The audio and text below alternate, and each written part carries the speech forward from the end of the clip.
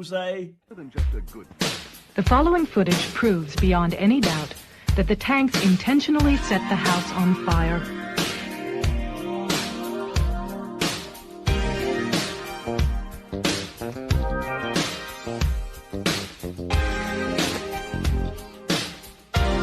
It proves that the Branch Davidians were murdered.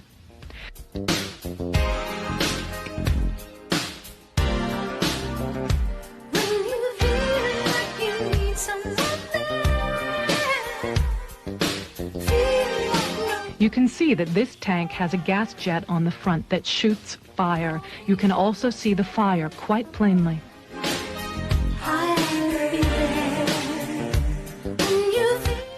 The tank goes into the house twice, and each time as it backs out, the fire at the gas jets is plainly visible.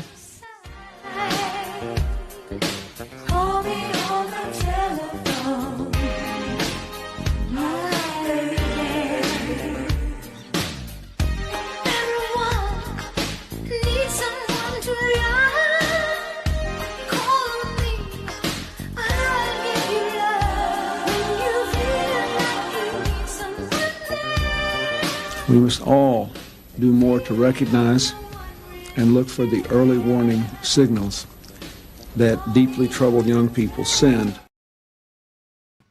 Good morning. Welcome to the No Way Jose podcast. This is the Morning Dump. I am your host, Jose Galison. It's a beautiful May 27th morning. What is it, Tuesday?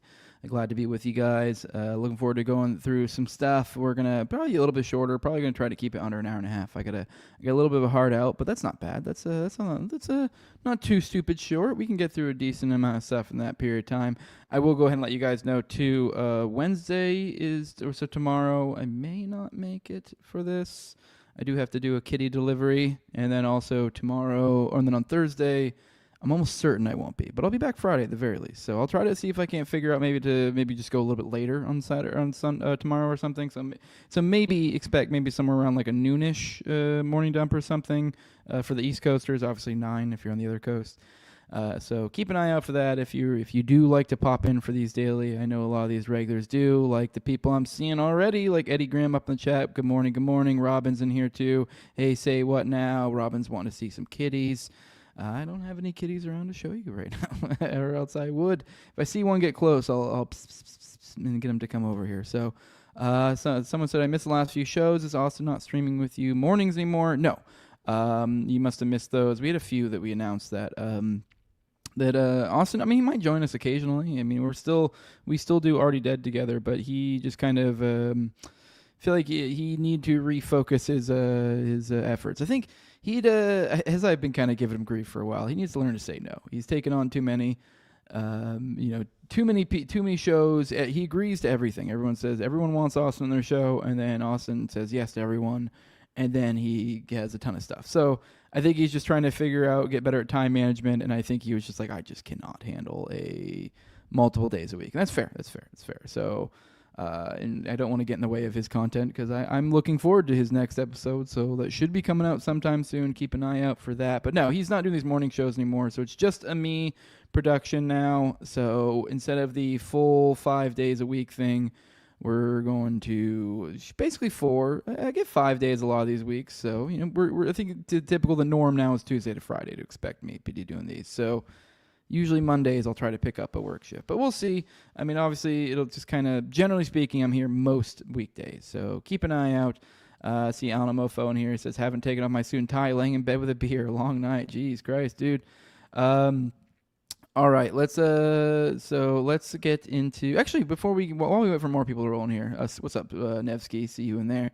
Let's take a moment to pay the bills and remind you guys that today's episode is brought to you by our friends over at Nado Shave Go. If you're tired of that razor burn, that irritation, that ingrown hair, what the hell? Those ingrown hairs that come from those multi-blade cartridges, Nado is the way to go. Go back the way your grandpa used to shave. With the single blade safety razors. This used to be the norm. I don't know why it ever stopped being so. Let's go back. Those multi-blades, they jack up your face. They don't give you as smooth of a shave, and they're way more expensive. I mean, it's kind of really makes no sense. I don't know why we're doing this, but so I mean, if you go the Nadeau route, it's $75 for the first year. It's you get 10% off if you use Jose at checkout. And if that wasn't enough, there's a company that doesn't hate your guts. There's a COVID mandate refusing company, so let's be real. Probably in line with the values of the people who watches this show. So go check them out at NWJShaveCo.com. Let them know I sent you. Use the code Jose at checkout to get 10% off. And go get a no-brainer product. If you're using those multi-blades, you're a silly goose. And it doesn't even have to be shaved. I do it. I know people obviously maybe some make some jokes. But look, see, just used Nadeau the other day. Look at that nice neck. I don't like neck beards. I always shave under my neck. I have a nice little line under here. Yeah, see, that's from Nadeau, baby. And all these edging around here, that's Nadeau. Nadeau, that's the way to go. All right, let's. Helen says I'm Sir Racist now. I don't know where that came from, but all right, let's go ahead and get into the foreign policy roundup, as we always are apt to start off with. So, what do we got? I didn't put these in order like I usually did, so we're just kind of just jumping in them at random order. So, far-right Israeli storm Al-Aqsa, UNRWA compounds in Jerusalem Day March. This is from Al Jazeera. I just thought this was particularly interesting. I didn't want to go through and read it all, but apparently this is like a regular thing they do over here in Israel at a certain time. Like I think it's yearly. They do essentially a parade of sorts. This is kind of like almost sounds like if the right was like as bad as everyone thought it was, kind of. Although who knows? Maybe they're dialing it up a little bit to be fair. But it is apparently. Once a year, they do this annual march, which marks Israel's conquest of the eastern part of the city, which that was the part that kind of got me like, holy shit. Like, this is literally like, this is a yearly parade to celebrate, hey, we fucked you, we screwed you over, ha ha, we killed you all, ha ha ha ha. That's what that is. We took all your land, ha ha ha ha ha. That's basically what this is. Kind of fucking wild.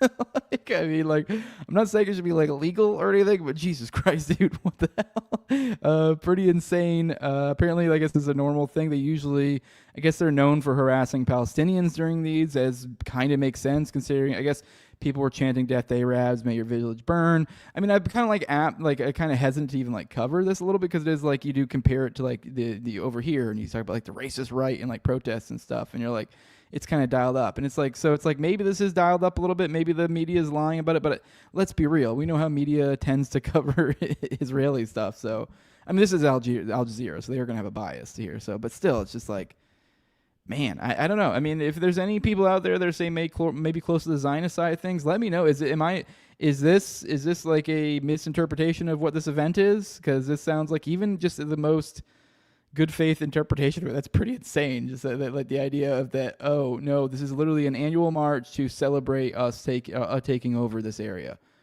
So kind of nuts. But I mean, yeah, if any of you Israel people are out there and you say no, that's not what that's for. This is for this or that. Let me know. But because it does seem kind of insane. But yeah, I mean, it's also not that unbelievable once you get super familiar with the way that Israel moves in this world. It's not all astounding. We just covered the settler violence the other day. So are we really all that surprised that they do?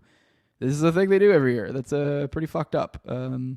Almost like so fucked up. I'm kind of like giggling. It's just like, dude, what? All right. Let's scroll through the chat. See what you guys have to say. George Bush hates brown people, says JMS. You guys are just shooting the bull. A lot of chats, just nothing to do with this. All right, let's get to the next one. Israel's top diplomat, this is from Connor Freeman, by the way, over at the Libertarian Institute. Israel's top diplomat threatens to illegally annex large swaths of the West Bank, which is kind of nuts. So Israeli Foreign Minister Gideon Saar and Strategic Affairs Minister Ron Dermer have threatened to annex illegal Jewish-only settlements in the occupied West Bank, along with the Jordan Valley. These statements come amid growing international support for recognizing a Palestinian state. According to Haaretz, Dermer, who was appointed by Prime Minister Benjamin Netanyahu in February to head the Gaza ceasefire negotiation team, spoke with French Foreign Minister Jean-Noël Barrot and warned that Israel might take unilateral steps in response to a potential international recognition of a Palestinian state. Now, just to put this simply, in layman's terms, essentially, I guess there is a group of, how do I put this? dignitaries or bureaucrats or whatever from assorted different nations that are essentially kind of create this kind of team that have, how do I put this? They're kind of turning, essentially. These have been people who've been either kind of apathetic or maybe even somewhat supporters of Israel, and now there's kind of a lot of these European nations, and they're grouping together and kind of, a lot of them are kind of being like, yo, not cool. And there a lot of them are talking, there are murmurs of recognition of a Palestinian state. So in retaliation, essentially they're saying that they would just go ahead and annex all of the West Bank if that were the case. So yeah, kind of wild. It's just kind of naked, just like, hey, well, if you do that, then we'll just do the thing we're not supposed to do anyway. So kind of wild that this is the mentality of this group, and that's just being that flagrant about it. Yeah. So, all right. Someone says, "Hey, Jose, did you cover the Israeli official that got murked yet? Which one? Like, are you meaning the embassy thing? Because I did cover that stuff the other day. So, I don't know. I mean, if there's something else you're referring to, I don't recall another official getting murked. So, in DC, yes, I think I covered it like once or twice. I probably could do a little bit more coverage on it because. But just to, I guess, there's a little update here for you guys. So basically, from what I'm seeing so far as updates, aside from what I already told you the other day, it just seems like we're kind of in this state from what I've seen. Obviously, keep in mind, I'm not following this super closely. That's just kind of in this state of like the fog of reporting. And so it's just kind of like, it does look sketchy. I will say there's a lot of weirdness out there of like, well, these people are reporting this, these people are reporting something entirely different. So it does look like this clearly is almost an example of like almost the Israeli officials trying to play, essentially trying to play a create your own story type game. Like whether they planned it ahead of time or not, either way, it kind of looks like there are powers that are trying to pick and choose certain things as it's on the fly type deal. So I don't know. It's hard to say. I mean, obviously it looks like a false flag. Let's be real. Just on its face, just the convenience of it. But I don't know. Was it a hit, says JMS? I mean, that's what it appears like. So I don't know. This is still very, I don't know what to make of that one, like in all seriousness. I mean, I'll be frank, I definitely lean hardcore towards false flag of some sort. But I don't know. I mean, whether it means like in general, like whether it was some crazy person, forced to do it or just... It feels, but I will be intellectually honest and acknowledge that there is nothing that I've seen that is legitimate, anything of real proof or substance that points to that. The only thing that really, so far, that I've seen that really indicates false flag is just the insane level of coincidence, which is why I'm still like, I think you're a fucking false flag. But I don't know. I'm keeping an eye out. If you guys, once again, as I say, always tag me and stuff. If you guys see stuff that fleshes the story out more, this will be the kind of stuff that I cover the story. So thanks. He says, thanks, brother. I've been thinking about it. Yeah. All right, let's get into the next. Let's get into the next one. Sorry. Call to burn Gaza. Israeli politician did not violate ethics rules, Knesset said. Now, this one I particularly was interesting because I just thought I don't particularly, I guess, care about this story in a sense, but when you get into the weeds of it, it does kind of give you an eye on, I guess, kind of how the Knesset, how do I put it, the players in the Knesset. So, because, I mean, we're obviously over here in the U.S., and then we, see all this awful, awful stuff over in Israel, and we're like, we just kind of, I don't know, personalize it, and we just kind of attribute our own values to somewhere else, and we go, well, I bet you there's probably a solid contingency of people in the Knesset that are really against this, or the people, or whatever. And so it's all. And I'll be honest. I don't know. I don't take. By no means when I say any of this stuff am I trying to. So far as like the feelings in Israel, am I taking any sort of authoritative stance? Because I don't know. These are the best you have really is polls and then maybe voting records of like when it comes to the politicians. But it is we read these sort of stories and we get a little bit of an eye into it. And I'm not even, this story, by the way, for the audio listeners, I don't think I've even said it yet. It says, call to burn Gaza, in quotes, by Israeli politician did not violate ethics rules, Knesset says, which, as I was getting at, I don't really particularly care about that and say, I mean, obviously it is kind of like, holy shit, that's kind of a wild thing to say. don't particularly care about any sort of ethic rules or anything or some sort of bureaucratic argument, but it does provide an insight in this into essentially the way, who falls where and what kind of opposition there really is to things in this. So let's we'll read this one, but let's just, like I said, you guys obviously can focus in on what you want to focus in on, but I'll just show you, just say the substance that I found interesting was that. So pay attention to that.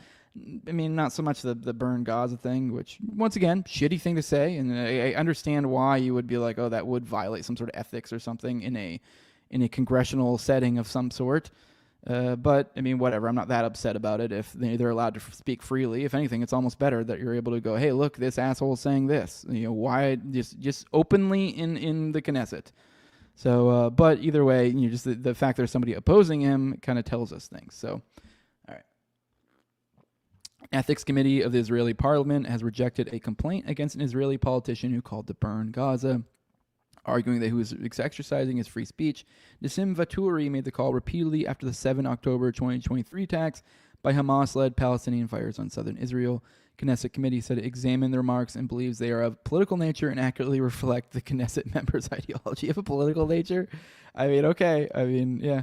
And they do both that. His political nature, this is his call to genocide the entire, everyone in Gaza was of a political nature and reflected his ideology. In a statement, it added the committee believes remarks do not add respect to the Knesset as an institution, particularly in light of his being a deputy Knesset speaker, but due to the importance of safeguarding freedom of speech, there's no justification for ruling that he violated the ethics rules. I'll give them at least they say that didn't respect, that they do not add respect. So they're saying that, hey, this is negative at the very least. So that's something. But then a complaint was filed by leading Knesset member Ofer Kasif, who had been a critic of the ongoing mass killing of Palestinians in Gaza, which he has called a genocidal massacre. Kasif has himself been suspended from the Knesset for his criticism of the war and is a rare opponent of Israel's treatment of Palestinians within Israel's legislative body. As recently as February this year, Vatouri, a deputy speaker of the Knesset, called for the killing of all adults in Gaza. During an interview with Kal Barama Radio, Nassim Vatouri called Palestinians scoundrels and subhumans, adding that they were a group of people that cannot be accepted by anyone. Who was innocent in Gaza? Civilians went out and slaughtered people in cold blood, Vatouri said on Kal Barama Radio. By the way, I don't know if I told you guys, but this is Middle East Eye. They are outcasts and no one in the world wants them, he said, adding that Israel needs to separate the children and women and kill the adults in Gaza. We are being too considerate. Nearly half of Israeli Jews support similar treatment of Palestinians from Gaza, according to a recent poll by Pennsylvania State University. The survey conducted in March and published by Haaretz found that 82% of Israeli Jews supported the forced expulsion of Palestinians from the Gaza Strip. Meanwhile, 47% of Israeli Jews answered yes to the question, do you support the claim that the Israeli army in conquering an enemy city should act in a similar way to the way the Israelites did when they conquered Jericho under the leadership of Joshua, i.e. to kill all its inhabitants, which is the Amalek stuff that you'll usually hear sometimes, which is wild. This is actually one of the reasons that I don't consider myself a Christian, because when you really do dig into the Old Testament, you're like, what the fuck, whatever. Cue the incoming apologia. I will say, at the very least, I've heard some Gnostic people who make an argument for this, and then they go, oh, well, that's the evil God. And I'm like, okay, all right, sure. But even then, I'm like, isn't that kind of fucking convenient, right?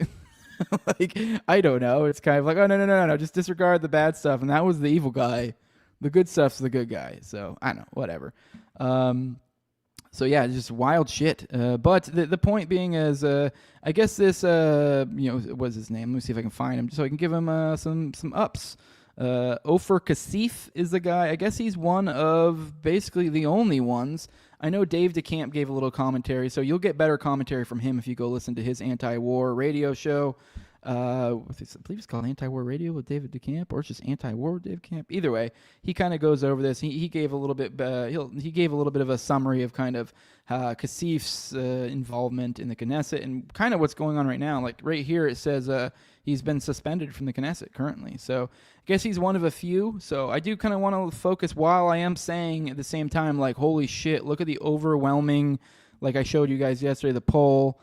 Just kind of, and we went over it a little bit just now. And then I'm kind of showing you just kind of how the Knesset really just I don't know. There's just really not much. But the flip side, there are still, as I pointed out with the poll, there are for each one of these questions, there's the opposite. For the opposite of this 47 Amalek question, essentially, there's 53% that aren't okay with Amaleking them. And then you got, 18% that aren't okay with the forced expulsion of Palestinians. So, I mean, that's still a sizable amount of people, and, you can't just write off all these people as evil, but at the very least, I think we should be aware that there is a spirit of war that is taking over Israel, and giving that government any sort of level of benefit of the doubt when they are essentially consumed by evil currently, it's like, yeah, no, that's ridiculous. But there still are, good people within that government and even within the populace, so keep that in mind. But yeah, let's be real. Generally speaking, yeah, that country's pretty fucked. But let's get into the. Let's roll through the chat a little bit. See what you guys have to say. Operation go through some stuff as to commence. Yep, that's what I'm doing right by now, buddy. All right. What's the deal with the White House official posting videos of civilians getting bombed on Memorial Day as a Go America? But oh shit, I didn't see that one. That's pretty fucking wild. All right. No, I don't know. I haven't seen that one. That's nuts. All right. Someone says he said he thought their account was hacked. It did not. Oh wow, that's nuts. Let's keep going. Israel found no wrongdoing in its investigation. Yeah. All right. Dang. Keep going. Just scrolling through. All right. PJR says Christians suck. I mean, I don't actually disagree with that. You know what? Now that we're talking about it, actually, this kind of, I wasn't going to go into it, but let me hunt down the bookmark real quick, because there's something that people have been talking about a lot recently that I don't know, got a little bit of I can kind of riff on this a little bit. I thought this was particularly interesting, and I thought I kind of wanted to highlight a really good take on this one real quick. Once again, we're kind of going out of the foreign policy real quick, but here we go. Here's Keith Woods. He's talking about, I don't know if any of you guys have seen this, but let's play this real quick. This is a video. Apparently, this is a Jubilee video, and it's Jordan Peterson versus 20 atheists. And apparently, this was initially titled "One Christian versus 20 atheists." And then the bizarre thing is he won't even take on the term. Let's go and play this. Do you believe in the all-knowing, all-powerful, all-good notion of God? What do you mean by believe? Do you think it to be true?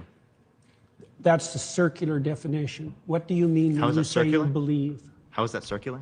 Because you added no content to the answer by substituting the word true and believe. I said you think it to be true. All right. So if you believe something, you stake your life on it. What do you mean by that? You live for it and you die for it. Okay, so you're saying that you don't believe something if you wouldn't die for it? Not really, no. Okay. So then, how would you define belief? Something you say? So I explain. I could believe it is the case that this pen exists, but if someone threatened my life, right, I would lie in order to be able to save my life, right? I think you would do that too. You wouldn't lie to save your life. Don't be so sure. You wouldn't lie to save your life? How much do you know about me? I didn't lie to save my career. I didn't lie to save my clinical practice. Would you lie to save your children, your mom, your dad? I don't think lying would save them. Can there ever be a circumstance logically that lying could save someone? Yeah, and if you're steeped in sin, you're likely to live in circumstances like that. I'll give you an example. If you're in Nazi Germany, and it is the case that there's Jewish people in your attic and you're trying to protect them, would you lie to the Nazis? I would have done everything I bloody well could, so I wouldn't be in that situation to begin with. It's a hypothetical, and it's not answered. All right, you guys get the crux of it. I would assume. I mean, I'm not going to. I assume my audience, you guys are intelligent enough to see the retardation here. And there was another clip going around that we're not showing right now, but the crux of the other one was literally the guy pressed him on are you Christian? Just getting him to define it, which is if you're engaged in debate, that's a pretty common thing, and this is actually a smart thing to do logically. If you ever are in a exchange of information, one of the best things to do is to start with a defining of terms. What are your priors? Where are you coming from? What do you define yourself as? How am I supposed to even navigate these waters if I can't even establish your priors? And this guy comes in a thing titled One Christian versus 20 Atheists, and he can't even take on the term. And then he's got these bizarre argumentation where he's like this right here, for example. I don't know if he's just really... I don't know what the obsession is with being truthful to an insane degree. I'll give you my take on lying. I don't think it's immoral. I mean, I technically don't even really believe in objective morality in a true sense, although, this is a deep, deep conversation. But, Like, I don't necessarily think lying. I mean, I do think you can have different conceptions of morality, and I have what I would consider to be a conception of morality. And per mine, I don't find lying, inherently to be immoral. There's context to be had. I think it may be impractical, and generally speaking, is impractical because if you are someone who lies frequently, you become known as a liar, and people will not trust you. So there is perfectly logical reasons to lie, and you don't have to attach or not lie, and you don't have to attach morality to it. And then this kind of solves this dilemma, which some people get into, where they try to apply lying as being immoral in all cases. It's like, no, there's plenty of cases where lying, you'd be, and frankly, if you ever got put on, like, let's say you killed someone or something, and you're going to go to jail for it. I mean, like, you could say maybe it's immoral to, it's just kind of, there's certain situations, I don't know, maybe that's not the best example. I mean, the examples they use are better ones, but, like, I'm just saying there's certain examples where it's just retarded to not lie, and I don't even think it's immoral. But Keith Woods gave a good breakdown of this, and what was it, PJR, I think, in the chat just now, I hate Christians, or Christians suck, or whatever. I thought this would kind of make a good jumping off point to kind of tell you kind of where I'm coming from. But there's Keith Wood saying, Pearson will never just spell it out, but he has a totally modern, instrumental view of religion where, in quotes, God is basically a useful collective fiction to encourage self-development. He's an agnostic that doesn't believe in metaphysics or objective truth, but also doesn't want to offend the sensibilities of his conservative Christian audience. So all he can do to defend his position is this weird, feminine manipulation of language and virtue signaling to distract from the arguments being made. In a sense, these atheist kids have a greater religious sense than Peterson. They're actually seeking after truth, whereas he's engaging in sophistry to sell his brand to the largest possible audience. Now, I will say my buddy Clint covered this the other day, and I'll say he probably gave him a little bit, maybe a better good faith understanding of maybe where Peterson's coming from. Maybe it's just kind of he's just gone high on his own farts type deal. I could maybe buy that. And then also with a little bit of a combination of kind of like, the Daily Wire was like, hey, we need you to go out and say this. We need you to sell this message. We're getting crushed right now. We need to get the Christians back on our side. But yeah, Keith Woods nailed it. Aside from a little bit of the accusing him of intentionally engaging in sophistry, I don't know if I'd say 100% nailed it. I'd say it's likely he's correct. I'm just saying I don't know for sure. But aside from that, he nailed it. I like the fact that Peterson is an agnostic. He like all that stuff in that second paragraph, even the first paragraph, like they nailed it. 100% nailed it. Although I'll say right here, so all he can do. This right here is where he kind of loses it. I do think where he loses me a little bit, because this is where it gets into speculative territory, in my opinion. The rest is just kind of legit. Like, it's pretty clear the rest is true. Like resolutely. Like, he's, if you've listened to, I used to listen to his stuff a lot, and it became very clear, and this was at a time where I was kind of wrestling with the idea of whether I believed in God or not. This is when I was really focused on, atheism, theism, got really involved in those sort of logical arguments and stuff. And Pearson was very much embroiled in that. He had many arguments with atheists and other people, and this has been an ongoing thing with him forever. That's what he does.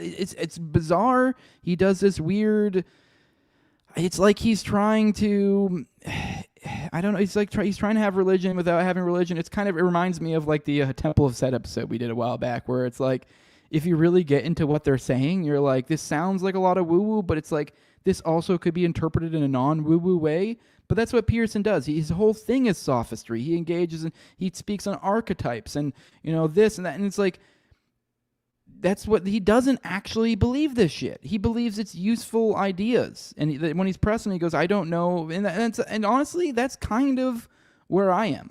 But I don't do the second part where then I go, I'm honest about it. Like, I don't know. It's just bizarre. I don't really know what to make of it. And honestly, Keith is probably correct. I don't the second part is I'm like, I don't know. I try not to engage in mind reading. This would almost me saying he's an agnostic that doesn't believe metaphysics or objective truth, doesn't want to offend the sensibilities of his Christian audience. That sounds like it would be mind reading, but I feel like I've watched enough of his content, consumed enough to go, yeah, that's him. The only major difference in that sense between me and him is I don't lie to you guys about this. This is where I'm coming from. This is where I don't have an issue with religious people. In fact, I actually prefer to live among them. Like I don't. So like, what was it? Christopher Hitchens, I think, near the end said some shit that was like, he's like, I'm culturally Christian or something. It's like, sure, that's where I'm at, I guess. So I mean, if anyone really wants to press me on it, I have no real interest in arguing with anybody about theology. I don't fucking care. But yeah, it is like, but if you're gonna ask my honest opinion, I may have some opinions you don't like, but I'll generally keep it to myself because what's the point in arguing? But I'm not. But if you ask me, I'm not gonna lie to you. I'm not doing this weird fucking like spin, spiraling over words to try to find some way to get out of it so I can convince my audience, no, that's not the case. But I don't know. I feel like I have a lot of Christians in my audience, and I don't know. You seem to respect that, so I feel like it's almost more disrespectful to lie to you or to try to trick you. Because, I mean, I guess he's not really tricking them. Because if you do, as I said, like if you listen to his stuff, he kind of is just saying it. He says it over and over again. It's just that people take his sophistry and his language and they interpret it as, oh, this guy's a Christian. And you're like, no, if you really listen to what he's saying, he's not saying that. He's not saying that at all. He never has been saying that. Never, ever, ever. Not even close. It's just kind of one of those things where it sounds like it. It's just like you hear it and you interpret that way because it's kind of almost sort of what you want to hear. But that's not him. So... all right, let's get out of that. Let's get back to where were we? And then I'll hop in the chat real quick, see what you guys have to say. Oh, here's an interesting story. But one second. Let me get back in the chats. All right, let's see what you guys got to say. All right, scrolling through. Was Pearson always a rambling retard? Yes, he's always been a rambling retard. It's one of those things that I think like it's almost like you look back and you realize like, oh shit, I was that fucking stupid. It's like because as I said, that was during that period of time where I was like really young in my early 20s, and I kind of was just like I never really got like huge into Pearson, but I was big into the whole theism argument at that time. And so I got into a lot of that, and he was, in that realm. And yes, he's always been a kind of a. It's one of those things though that like there was a period of time where like, oh my god, this, and he does have useful things to say. I'm not saying that. It's just that you get kind of he speaks in profundities. You listen to him and you go like when you haven't really been exposed to a lot or really you're kind of still new to ideas. You hear Peterson's stuff and you're like holy shit. But then the more you get familiar with it, and as you kind of get to a higher level of understanding, you're like, oh, this is just basically a bunch of fucking... I mean, there's useful stuff in there, but it's kind of, as I said, a profundity, something that like a grain of truth that is, somewhat, sometimes very important, like clean your room, but it's stuff that's really not that big of a deal. I mean, it's a big deal, but it's not. You know what I mean? It's like it's not that mind-blowing, so... Jordan's heart got humped and dumped by Tate. Must have something to do with that. Yeah, that's gotta be awful. I don't regret him. Or I don't regret. I don't. What am I trying to say? I don't. God, what's the word I'm looking for? I feel bad for him. There we go. That's what case. I feel bad for that. So. The grim reality of our modern time. You can't take a moment out to Zan without Tate hollering at your daughter. Says Northside. All right. Yeah, someone says there's cases where I prefer to be lied to. Yeah, exactly. So I don't know. Scrolling through. All right, keep going. Scrolling through. He has very slowly become Christian-ish, but this is kind of exactly how he's talked from the beginning. So he's nothing's really changed from what I've seen. I mean, obviously I don't follow him closely, so maybe. He talks in circles every time he has an interview or debate. Exactly. Yep. Let me keep going. Someone says Jesus is God, and the only position people take is to oppose it and make that their identity. I mean, I just told you. I mean, that's not really like my identity. I don't know. I disagree with that. I mean, these guys did. Yeah. I mean, at one point, I'll be honest. I guess there was a period of time where it was my identity. I think it's a phase people go through. Not mine anymore. But if you ask me about it, I'll be honest about it. It's not something I even really think about that much. See, this guy's saying Pearson went in a coma. I don't know about that. Maybe he did. Scrolling through. Yeah, Dickens says he's culturally Christian also. Yeah, see, that must have been I don't know if that was before or after I said that. Scrolling through. All right, you guys are kind of talking theology now. Yes, Alan says, I'm an atheist, but don't tell anyone else how to live their life. I see some things about religion that's good for people. Toss off the church community. Are lots of the church communities hurt people? Lost souls need religion. Yeah, I mean, I don't disagree. I find it way I always explain it's kind of like it's a kind of ready to go kind of system of morality that you don't have to think deeply about. It's kind of the idea that I was getting at before. It's like I've spent way too much fucking time thinking about, how do I conceive of a morality without a God and things like that. Like, how do I, because I don't know, I'm the kind of nerd who likes to be, logically consistent. These are things I think deeply about. Most people don't, and that's fine. But you kind of need, I mean, I say it's fine, but it's kind of not, because it's kind of, in a certain sense, it's also like, well, we need people not to be acting like hooligans out in the world and fucking everything up. So you kind of need a certain, whether you want to call it morality or a certain norms of behavior or whatever, you need something. And I'm kind of fine with the idea of, especially given the modern conception of it, Christianity, I'm pretty fine with the prepackaged idea that you pass off to somebody and go, here, take this. I know you're probably not going to sit here and think a whole lot about moral philosophy and the effects of it and blah, blah, blah. So here, take this. This is what you believe now, and this is what you do. And pretty simple. Here's the rules, blah, blah, blah.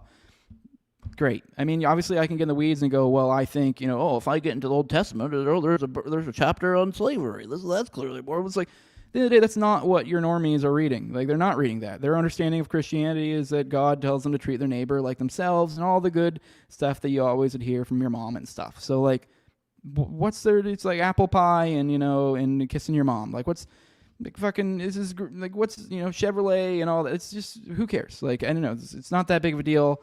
I mean, I'm sure some people could point out that, like, maybe there's some issues with that, but I mean, obviously, I guess, sure, maybe it'd be great if we could somehow strap everyone down and fucking force them to really think deeply about their moral philosophy before they go out into life. But that's not how the world works, and that would be completely impossible to do. So, I'm scrolling through. Someone says bottom bunk energy. I don't even know what you're talking about. Coma thing is documented and mainstream news articles. Okay, shit, interested. Yeah, as an atheist, if you're circle jerking about your lack of belief, you're a massive faggot. I agree. I 100% agree. So Marmek says, I was kind of fooled by Pearson at first. I thought he had good takes for young men, but now everyone sees what total fraud he is, and he's been spiraling for a while now. Once again, the good takes for young men is super important, though. I mean, there are a lot of men who are just lost, and so it is kind of like, I wish he would get his shit together. Because while it is like, I do think it's kind of like he does speak in profundities, and that is important. That is a phase a lot of young men go through, and I think it's good to have people there for them as opposed to like the Tates of the world. Right now, I don't even know if I had an early 20s dude, who would I really want to? If I had to, was given a gun to the head, forced to, say, hey, go check out Andrew Tate's, material, or check out Peterson's material. I don't know which way I would recommend them, because they're both kind of like in a lot of ways shitty, but for different reasons. So I wish I could say Peterson, but that's not the case anymore. There was a period in time where I would have said Peterson. So scrolling through. And John Black says the only argument for objective morality without the idea of God is utilitarian within a tribe on a small scale. The argument breaks down a larger society. Exactly. Like, I don't even understand. I struggled. I know there are a lot of atheists who try to make, and Sam Harris was actually one of them, I believe. I might be wrong. Correct me if I'm wrong. Or maybe it was Molyneux. I think that was Molyneux. There was some atheist that his whole thing was he's really trying to make like an objective morality argument via atheism, and at that point, it's kind of retarded. He tried to, maybe it was Sam Harris. I forget. Because I want to say it was Stephen Molyneux and Harris had some sort of discussion at some point about this. And frankly, it's kind of retarded. If you don't have, like, the only idea that the way objective morality works, in my opinion, really is if you have some sort of cornerstone, like God. A lot of people do natural law, but that's completely arbitrary. Let's be real. So, all right, let's get back into this. So we're back in. All right, Hamas and U.S. reach Gaza ceasefire. Understanding Israel rejects it. U.S. envoy publicly blames Hamas. So, I mean, this is a shit show. This is from Jeremy Scahill over at the drop site. So the below report was compiled by Scahill. Overnight, Hamas and U.S. officials reached a verbal understanding on the framework of a Gaza ceasefire. Sources involved in the negotiations told the drop site's Jeremy Scahill. drop site has been shown the full text of the document outlining the terms to which Hamas agreed. Some of these details have also been confirmed by sources interviewed by Al Jazeera and Al Mayadeen. Scahill reports and understanding was communicated to Hamas through Palestinian-American intermediate Bishara Baba in coordination with U.S. envoy Steve Witkoff. Hamas accepted the terms in the document and was told the U.S. believed the framework could work, pending Israeli approval. A senior source from Hamas told Scahill, "We've accepted the Witkoff proposal, 60-day temporary ceasefire for releasing 10 living Israeli prisoners, 5 at the beginning and 5 at the end. President Trump will personally announce the agreement." So he's getting a source. This guy, Scahill, is getting a source directly from Hamas. So we are getting from Hamas. So to be fair, that's where the source is coming from. But I'll be honest, I trust Hamas more than I do the IDF or Israel or whatever. So cry about it. I don't care. So yeah, that's so what Hamas believed is secured. But before the deal could advance, Israeli officials rushed to the media to kill it. Soon after, Witkoff publicly accused Hamas of misrepresenting the proposal, directly contradicting what sources told drop site had been agreed in private discussions. The negotiations are ongoing. Well, Hamas had believed it had secured. So essentially, the idea here is Hamas believed that this was essentially finalized, that this was legit. Like, obviously, there's probably a lot of specifics we're going to be missing here. But, so there's, two minds when you look at this, obviously, as we're about to get into. There's the holy shit, like they almost did it. And, Israel is still spiking these. So, but I don't know, I kind of think sort of positive. But let's check this out. It's about a 70-day ceasefire, the release of the 10 living Israeli captives in 2 batches, as we just mentioned before. Hamas said it needed a 2-week window to locate all burial sites. Personal public guarantee from Trump committing the ceasefire and the pullback of Israeli forces to their March 2nd positions. The resumption of unrestricted aid, including food, fuel, medicine, housing materials, and construction equipment. A cessation of all Israeli military operations, including surveillance activities. A cessation of all armed activities by Palestinian resistant groups. Witkoff would personally, as a guarantor, sign a ceasefire deal in Doha and shake hands with Hamas's lead negotiator, Dr. Khalil al-Hayya. Witkoff would lead the U.S. delegation, which would also include Adam Bowler and Baba, which Adam Bowler, I believe, if I recall correctly, he was the one who got in trouble for talking to Hamas back in the day. And then it's funny, then we later found out they were still talking to Hamas the whole time, so it looks like that story was a little bit of a, I don't know, almost a... Maybe throwing a bone to Israel to kind of get them off your back while still doing the same thing anyways. So, if anything, kind of a little bit of props to the Trump administration on that one. Slick. Kind of like, oh no, Adam did such a bad, and still do it anyways. So kind of funny. I think that's probably a pretty good indicator that maybe there really is this rift. I mean, including this story in general. Trump would publicly thank all parties, including Hamas, reaffirming his commitment to the ceasefire and lasting resolution between Israel and Palestine. Upon signing the ceasefire, independent technocratic committee of Palestinians would immediately take charge of Gaza's governance and reconstruction efforts would commence. So new governor, the U.S. and regional mediators would guarantee continued ceasefire negotiations and aid entry after 70 days until a permanent ceasefire is reached. As long as negotiations continue, the U.S. would remain committed to a ceasefire and facilitating aid entry until a permanent peace agreement is reached.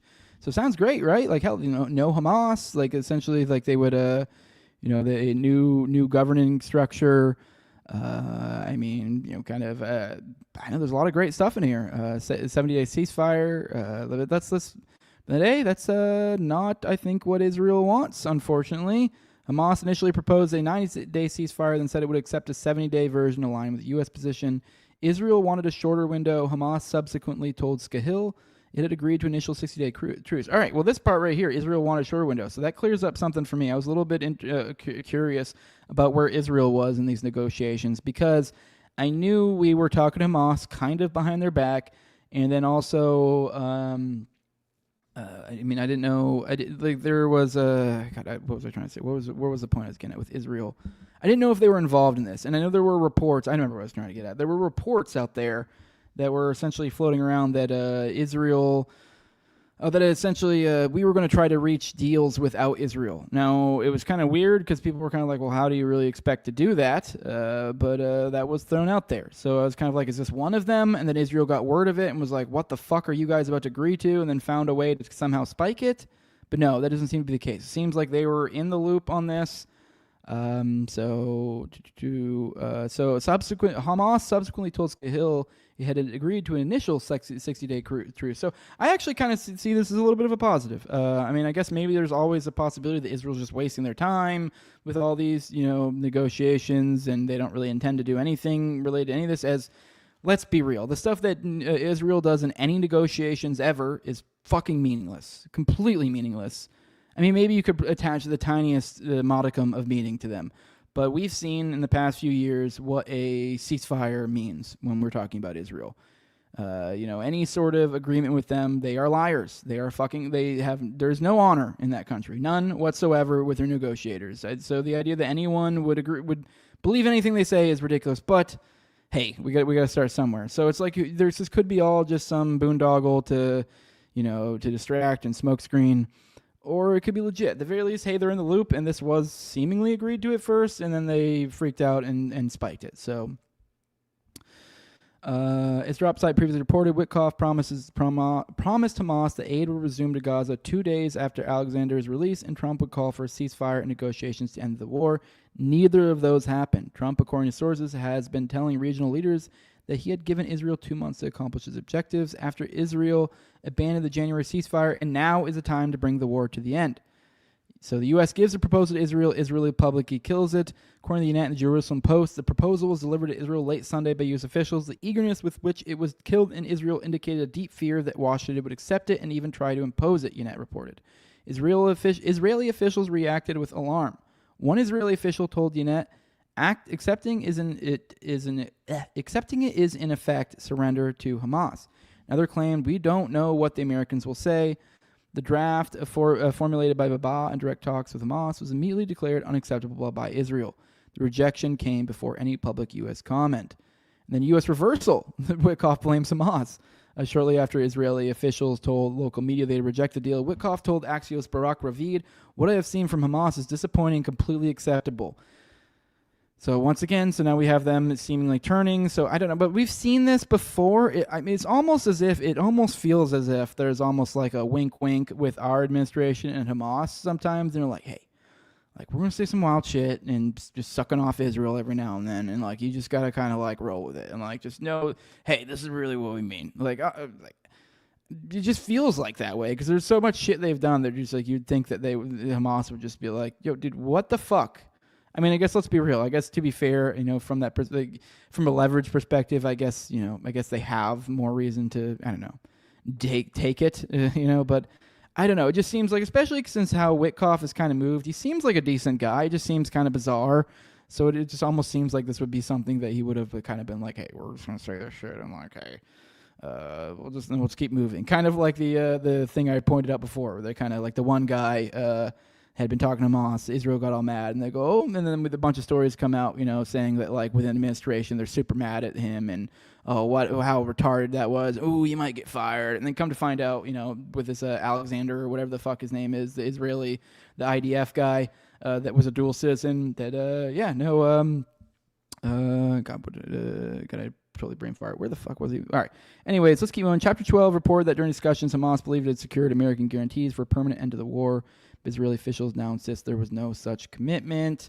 According to the outlet, Israel insists that the Trump administration stand by them on this matter, and that the American commitment is only the actual conduct of negotiations to end the war, with no guarantees of results. All right, that's I think enough on that. But the point being is we essentially had a deal of some sort. I mean, I don't know. Hopefully something can come of this. But, I mean, at the very least, I think this shows that they're moving on it. I mean, the Witkoff flip is a little bit concerning because does that mean? Because that could indicate that, this was some sort of trick and now they're all...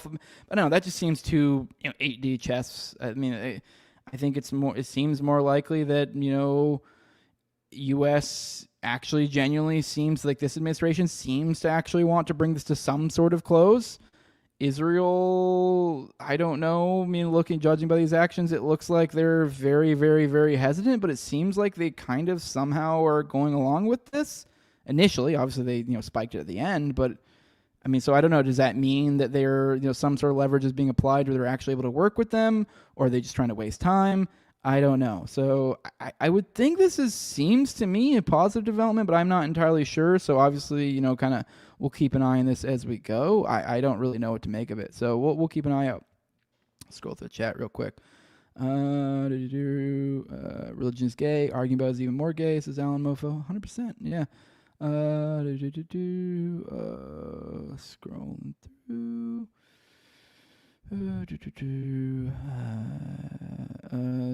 They try to keep us in perpetual fear with every so often positive stories or game is so tiresome. Perhaps maybe that is the thing.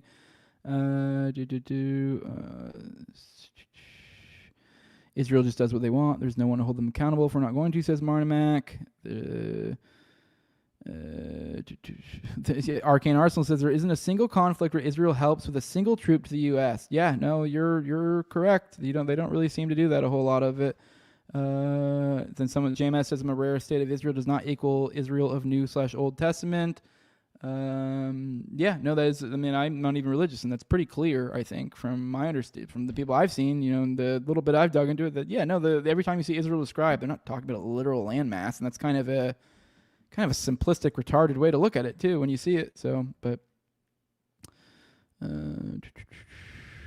right, scrolling through. All right, let's get into the next story.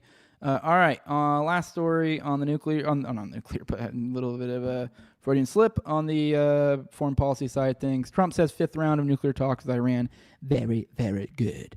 So it looks like maybe we'll things will be moving in the positive direction. Say we've had some very, very good talks with Iran, and I don't know if I'll be telling you anything good or bad over the next 2 days, but I have a feeling I might be telling you something good.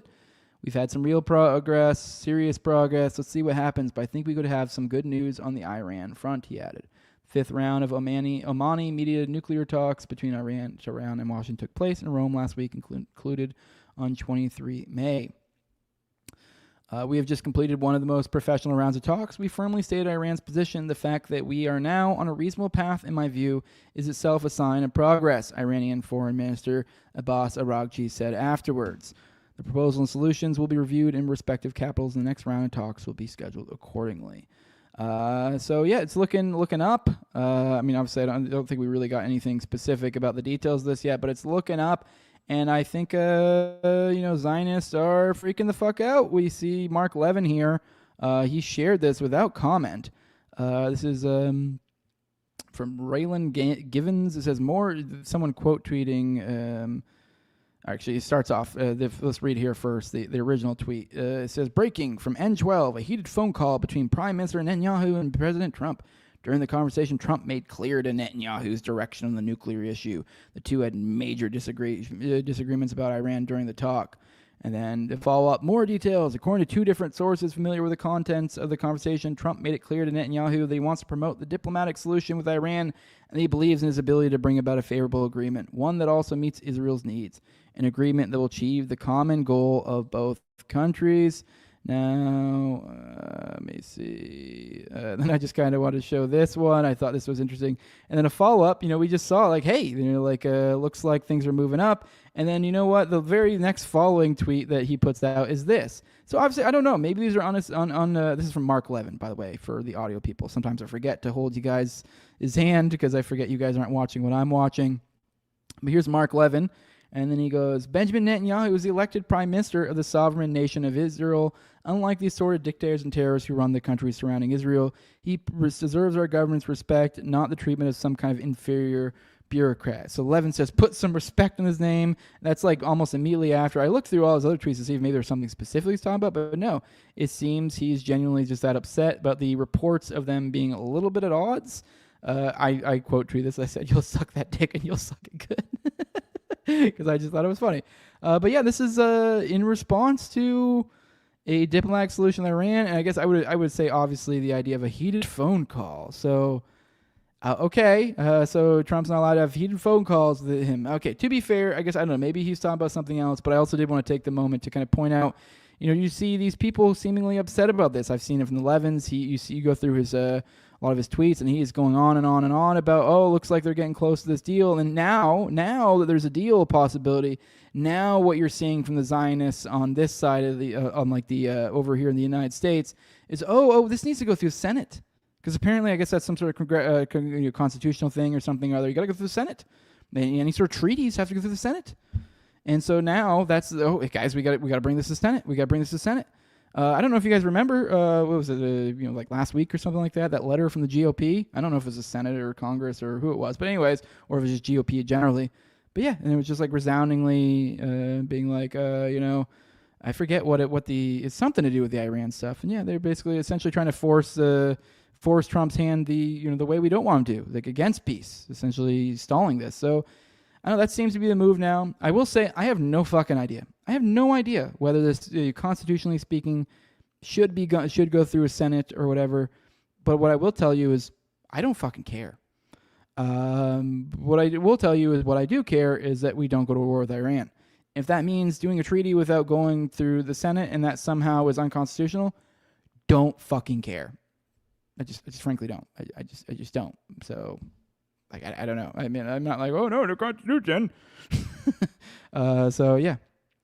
All right, let's pop through the chat, see what you guys have to say, and then we're gonna get out of this foreign policy world. Scrolling through. Has to go through the Senate because that's where all the blackmail people are located. It says aggressively agreeing. They want Iran so bad. Yeah, so we'll see. Let's keep going.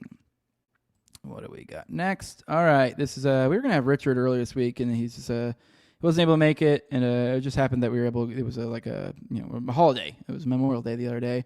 So we would have been able to get him. Didn't work out. So maybe we'll get him on some other time. But there was a story I wanted to cover regardless of whether Richard came on or not. Just when I told him I was going to, he was like, I should come on. Which, speaking of which, on the OKC front, I do want to let you guys know. Last night, I recorded the second part of my coverage of Wendy Painting's recent research drops. So go check that out, or you can just go check out our thread. But, I don't know, for the lazy people, it's more just spread awareness and also just kind of flesh it through myself, kind of think it through.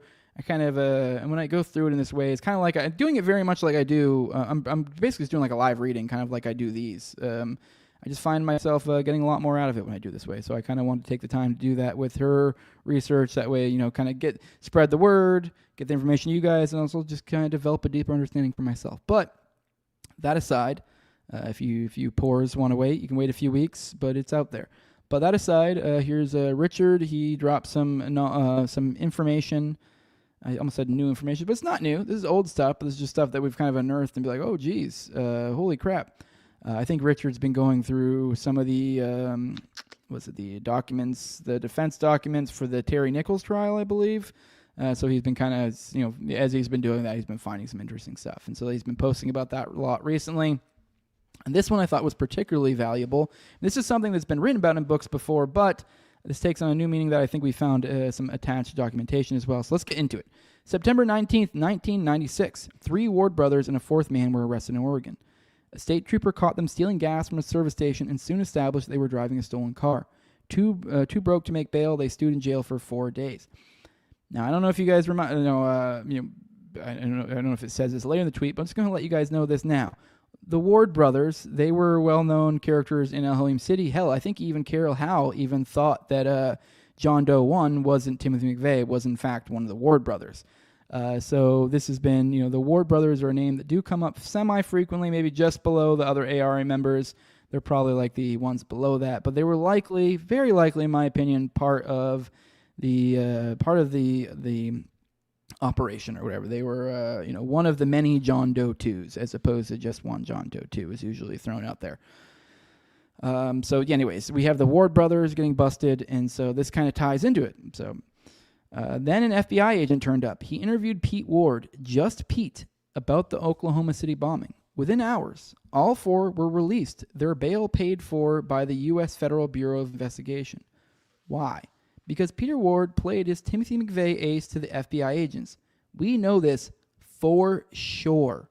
Because Ohio Highway something maybe Trooper, OHP, whatever that stands for, Trooper Vernon Phillips, FBI 302 report documents that when Peter Ward was arrested in Medford, Oregon, he told the FBI he could put McVeigh at Elohim City 1 week before the bombing. That detail and keeping that quiet is what got Peter Ward and his 2 brothers bailed out of prison by the Federal Bureau of Investigation in 1996. He says receipts attached, which we will get into that. The reason why this is so significant, because obviously one of the main components when it comes to any sort of presentation on the Oklahoma City bombing is, at least for me particularly, is like, hey, I got to, Timothy McVeigh. Obviously, how are we going to attach this to Elohim City? There's many different ways. It's always like, how you try to find the most recent. There was there was a meeting with Strassmeyer at the One Gun Show that was admitted to. The idea is like trying to establish these, and this is one of those ones. The most common pointed to was the phone call shortly before, not long before the bomb. Was it like a day? I forget the specific one, the specific time frame, but that was really close. He called over there looking for Andy the German. Couldn't get a hold of him apparently. And that was why Andy actually admitted to meeting him once, because how else do you explain that he's calling up to Elohim City trying to get a hold of you? You gotta say, we met that one time. Oh, we only met one time, and he just so happened to randomly be calling me, not long before he carried out the most, at that time, the largest domestic, not just the largest act of terror in the United States at that period of time. So,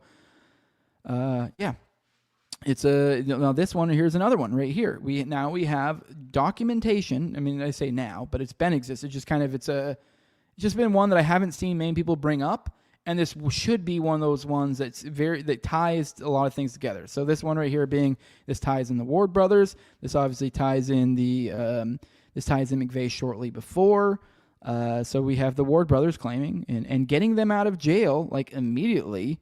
That they could put McVeigh at Elohim City 1 week before the bombing, and then boom, now they get out of jail. So I think that's a pretty useful piece of information to kind of keep in the old noggin for when talking about this. So that's why I want to cover it. This is one I just don't feel like people bring up enough. So here's the 302 report. This is Trooper Vernon Phillips, Oklahoma Highway Patrol. Oh, there you go. OHP Highway Patrol. There you go. Sallisaw, Oklahoma, telephonically advised the following. 5/4/97, an informant who has furnished him information in the past told him that Peter Ward could place Tim McVeigh at Elohim City the week before April 19th, 1995. Sonny Ward, Peter Ward's brother, told the source that Peter Ward had given FBI agents in Medford, Oregon, this information during an interview during the fall of 96. And then, then this is, see also Charles and Gumbel. So this is where it was written about in Roger Charles's book, Oklahoma City bombing, the report and what it missed, the final report and what it missed, or something like that. I forget. I always mess up the subtitle, but the report and what it missed, whatever. In September 1996, the 3 Ward brothers and a 4th man were arrested in Oregon. A state trooper caught them filching gas from a service station and soon established that they had stolen their car in North Canada 2 days earlier. 2 broke to make bail. They stewed in jail for 4 days until an FBI agent turned up and interviewed Pete Ward, just Pete, about the Oklahoma City bombing. Within hours, all 4 were released. The FBI agent, Kerry Larson, did not explicitly deny paying the $60,000 in bail money, saying in an interview, "I don't know anything about it." This was moments after his wife, who answered the phone, could be overheard saying, "Just tell him you don't remember anything." Larson was similarly cagey when asked if Pete Ward might have been recruited as an informant. That would generate a lot of paperwork, he said. Asked if that was yes or no, he responded, "I don't want to get into who's an informant and who's not an informant." There you go. And now we can say for sure Roger and Andrew Gumbel were right. The Wards got $60,000 in FBI, taxpayers, bail money because Pete Ward played as Tim McVeigh, ace of spades. The FBI bailed them, told them to keep their mouth shut, and they were out of that jail lickety split, as we see it back in Oklahoma, and that tells us all we need to know. And then he made a little grok version of McVeigh, pretty good one, a little ace of spades McVeigh, to get a jail-free card. So yeah, wild shit. So I just wanted to kind of go over that, get that solidified in the old noggin, because that is a worthwhile one to hold on to for sure. All right, scrolling through what you guys have said. Going through chat real quick. Are you guys talking about tugging it to dog girls? What the hell is going on in this chat right now? What are you guys talking about?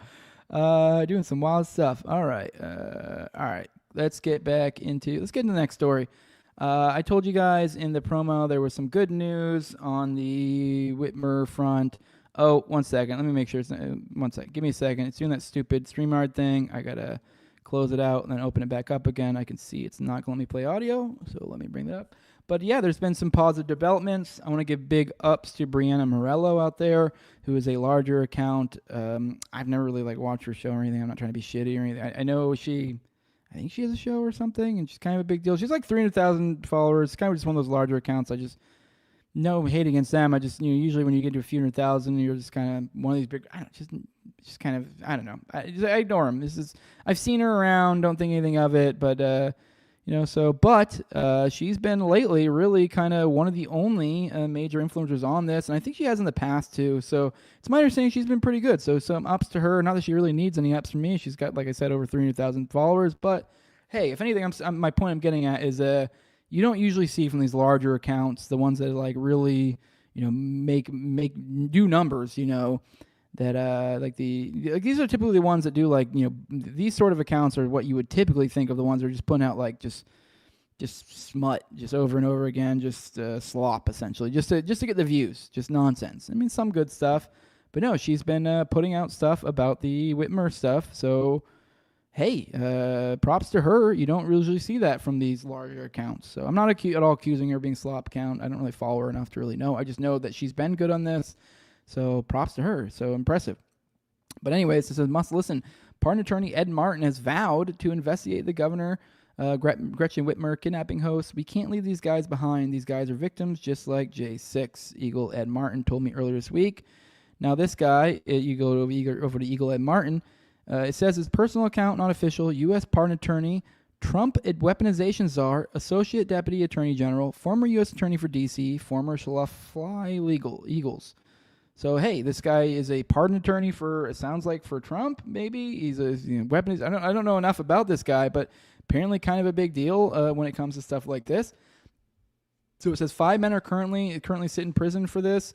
So essentially, point being, Brianna Morello, this girl right here, she literally asked this guy to do it, or asked him about it, and he essentially pledged to do it. And now Brianna Morello has been making this very public, seemingly holding him to his word. So thank you for that. But yes, his 5 men are currently sit in prison over this. 3 charged on state level and 2 charged on the federal level. Joe Morrison is one of these men. Spoke with Not Radix, which is, you guys know Radix. So Radix Ferrum, Christina from prison about this. Even though Martin can only help those facing federal punishments, Morrison is still hopeful that this new administration can help him. So let's just see what Joseph Morrison has to say. This is one of the Fednappers, the Whitmer Fednappers, who were completely set up by the FBI. So let's go and play this. I don't know if you heard about this, but the Justice Department pardon lawyer has pledged a hard look at the plot to kidnap the Michigan governor. Yep, I have heard. So hopefully it will be good news. What I'm really hoping for is I hope they really look into the way they investigated it and show that it was, corrupt from the start. So I guess I would just want him to look at the way the whole investigation started and was operated. I think that would be my main thing. Yeah. This is kind of an answer to prayer because, I never really wanted the blanket pardons, I want them to really look at it and, expose it for what it was. Mm-hmm. Instead of just oh yeah, this is bad and we're sorry it happened and you're good now, you can leave. No, this needs this needs to be exposed for what it was. No, obviously, with this, I don't know how hopeful I am. I don't know enough about this guy. Maybe this guy's great. Obviously, now this ties into the Trump administration at large, so I don't know. I would hope this seems like this would be easy, that you can easily play the partisan game and make this a win for MAGA. Why not? MAGA, please take this win. We've been begging you to take this W. Please get these guys out. Yeah, you're gonna have to smear the FBI, but I mean, you can just as easily. I know they would, but they just as easily go, "Oh, Biden's FBI," and fine, you can do that, and I'll be out here pointing out how no, it's all of you. But at the very least, we'll have people free, and it's like, hey, if you want to get some W's, if you want good faith from people like me, like there's not many better ways to do it. It's kind of like where I talked about not long ago about the whole 764 thing with the FBI. Like, still fuck the FBI, but if you want to get the tiniest bit of like ups from me, it's like, okay, well, I don't know, like. Release innocent people, go after pedophiles and, people hurting children on the internet or in general.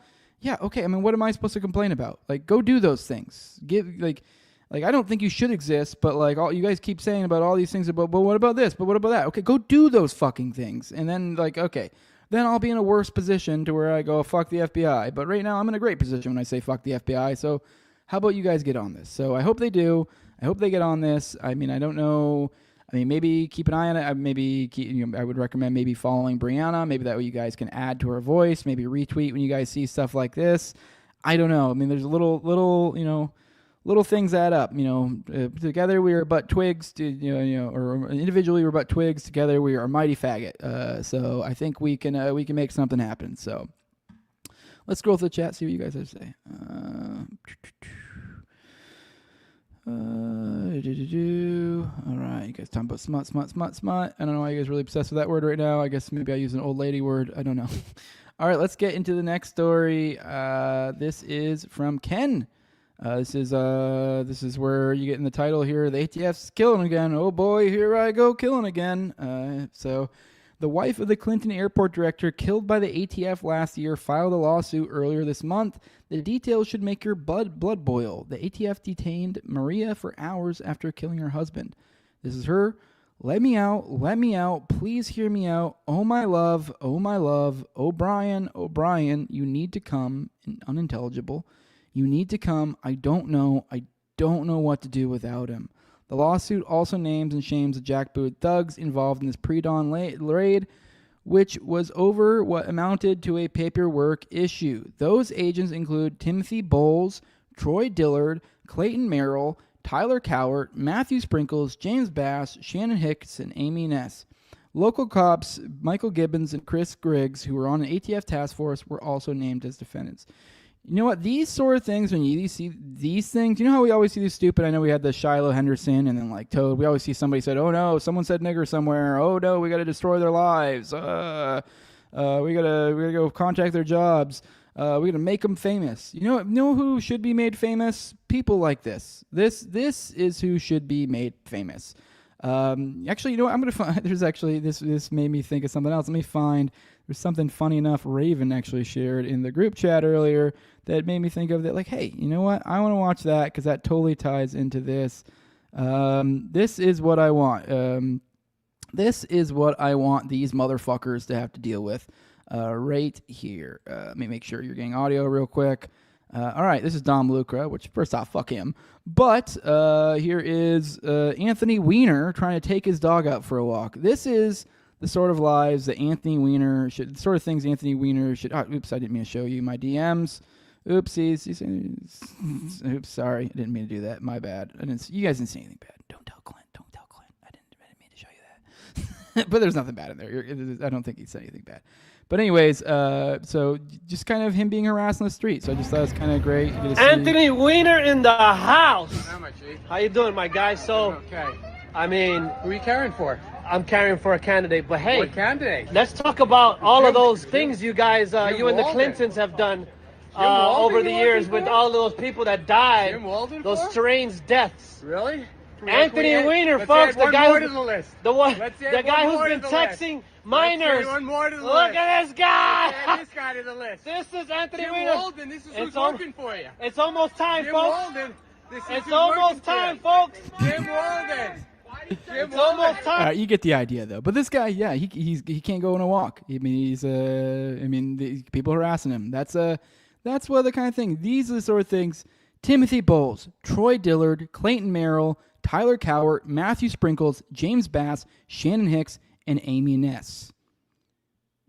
you have failed this country. Like, what is he? Oh, that's a stupid reference. Anyone's watched that stupid Arrow? Like, that was always a stupid thing whenever you like off some fucking like elite, because they made him the Punisher for some weird ass reason. Basically, in like the first season, we were just like off in elites for some weird gay reason. But anyways, yeah, I'm not saying obviously you should do that. That's me being silly, but. These people should be famous. I do think that it'd be great. I would love it if people, if that sort of thing, if we were able to take that cancel culture intuition and apply it to shit like this, that'd be fucking awesome. That's all I'm saying. So make these people famous. I mean, if off chance these names ring your bell, call them a faggot for me. If you see him out in your, if you happen to be the local PD or you see him. You see him every now and then at the, I don't know, at the local smoothie shop or wherever the hell, you guys run into each other and go, oh, hey, oh, Troy Dillard, oh, hey, what's up, suck a dick, you suck, and then just move on with life, like just stuff like that, just make their life suck, just say fuck them, oh, hey, how did it feel to break your oath, you piece of shit, like just stuff like that, fuck them, like these people shouldn't feel comfortable with this shit, so... They just shouldn't. So, like, I don't know, people go, oh, no, people say no words, like, okay, well, these people killed people. Like, which is worse? Like, come on. Yeah, like, come on. All right, let's roll the chat real quick. Let's see what you guys have to say. All right. MAGA, take your W and shut that old bitch Roseanne up. Yeah, for sure. All right, scrolling through. Imagine drinking smoothies. I don't even know why smoothies came to my mind. My daughter likes smoothies a lot. That's probably why. I don't know. I don't like smoothies. Smoothies are gay. But my youngest, my 12-year-old, she fucking loves smoothies. It's weird. Anytime she gets sweet drinks anywhere, she's like, let's go there. So, all right. Someone says someone keeps shitting on Janet Reno's grave. Is that really a thing? Or are you just saying that should be a thing? Because that should be a thing. There should be someone out there or a series of people that just like, or even take shifts or just every day take a shit on Janet Reno's grave. I support those actions. I do. I genuinely do. I probably wouldn't do it, to be honest. But I don't know. I mean, maybe if I had a free evening and I had to take a dump, yeah. And then Janet Reno's grave was nearby, perhaps. But I support those who want to do such things. Last story. This will be a quick one, just because I don't know. I just thought this was particularly interesting. From over Parapower. Oh God, that name gets me sometimes. Parapower Mapping. So this says recession indicator. I just thought this was a crazy story, so I just want to show you guys this. He shared this. New York City crypto king allegedly, in quotes, I call him Crypto King, allegedly used New York City townhome as torture chamber to get Bitcoin code. So the arrest came from the 28-year-old Italian tourist daring escape Friday morning from the Nolita townhouse. So there's this guy that's essentially kidnapping people, it seems like, with crypto and then torturing them until they give them their Bitcoin codes, which is nuts. So, all right, yeah, it's wild shit. So that's all I want to cover in that. I just thought that was a crazy story, so I figured you guys find that as a fun one on the way out. But with that, guys, let's roll through the chat real quick. Is Jose mad at you? I'm not mad at you, PJR. I'm not mad at you. I'm not mad at you. Okay, I know I used you as an example for the Christians being gay or whatever earlier, but I'm not mad at you. No, I'm not mad at you. I don't care. I mean, I get it. I'm a day walker. I walk through both crowds. I am the Peterson not being a faggot. That's what I am. That was my whole point of bringing up that little thing earlier. But and even then, I don't really go as hard as he does about some of the silly gay shit he does. But let's get out of here, guys. Appreciate you guys joining me for the day. Like I said, we'll get out of here. I'm not sure if I'll be here tomorrow.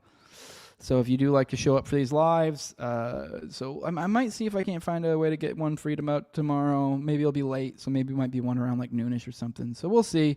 I don't know. Maybe that might depend on just kind of the news cycle. If there's something really pressing, maybe I'll really. Otherwise, maybe not. So I don't know. We'll see.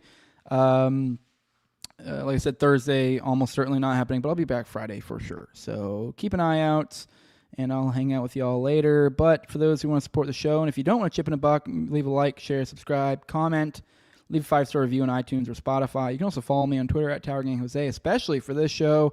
Tag me and stuff. Say, hey, look at this. Keep an eye on this. There's so many different stories going on anytime. I can't keep up with all of them. That's what I have you guys for. So tag me and stuff and go, oh, did you see this story? You see that story? I'll know what's up. I mean, probably somewhere in the realm of like about 50% of the stuff that's covered in the show is usually stuff from you guys. So you're helping out a lot. I appreciate that. And that's one way you guys can help me out without spending any money. But if you do want to chip in a buck or two, Actually, 2 to be specific. You can go over to patreon.com/NoWayJose2020. Obviously, that's the best way to support the show, but I get it if you can't. But $2, hey, it's pretty damn cheap. So most of you guys can. And at that level, you get the early access to episodes. You get, I've been doing 1 to 2 a week these days lately, and trying to keep around 4 behind the paywall at all times. I actually have 5 right now, so hell, killing it. So the point being, that's weeks of content behind the paywall. You also get an ad-free RSS feed there, and you also get priority on the me and Austin's weekly live call-in show, which is tonight at 9:30 p.m. Eastern, tonight being Tuesday for those who watch it later, just in case. So catch us there. That goes out on both of our platforms. But if you do want to call in and if you want to get priority, because we bring up our patrons first, then go over to patreon.com/NoWayJose2020. The highest level is my sponsors. I read them off every episode. It's a big thank you to them. I'm Mikos and Tarragang at Tarragang Toad. Also at AbrogateDs at ZOVRECK at _Physio. Tim Tuttle at John Klebold.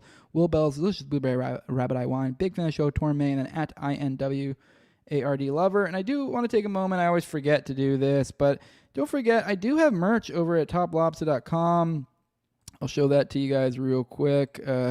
That way you can see what we're talking about here for those who haven't looked. But yeah, you go over. Oh, see, they even has on the homepage right now. Top Lobster has a Toad fundraiser, which I don't know if I ever really promoted that enough. I have in my video description the Toad fundraiser because you guys know he got fired for singing Ye's song, the nigga Heil Hitler song. He got fired for that, which is insane. But you can buy this T-shirt and support him over at toplobster.com. There's also his GoFundMe link or GiveSendGo or whatever the hell it is in my I believe it's GiveSendGo/Tarragang Toad. That is in my video description, so you can go over there too if you want to support Toad, or you can get a shirt for it, and that these go towards the supporting Toad as well. But if you do want to get No Way Jose stuff, go over to the Already Dead tab on Tarragang or on toplobster.com. And there there's multiple designs. You have Already Dead. You have the Already Dead retro version, Operation Gladio, No Way Jose, Yiki stuff, trying to do stuff. So the Yiki didn't kill himself, trying to do didn't kill himself. So if any of those, catch your fancy, go on over there, get you one. Highly recommend it. Really great stuff. He's got like really nice material these days, so I recommend it. So go over there. Hey, if you don't buy him, he's going to stop putting them out there because that's how Top Lobster does. He redoes his designs every so often. But if you guys like these T-shirts, if you like merch for the show, buy them, because likely if there's a lot of people buying them, then he'll likely make more designs and keep them coming. So, and if you don't, then this will go away and we won't have designs. So, it is what it is. But with that, guys, let's go ahead and get out of here. Appreciate you all. Love you. Check out that hat, though. It's fucking sick. But keep in mind, T-shirts, hats, hoodies, all the like. So, but with that, guys, we're out of here. Deuces.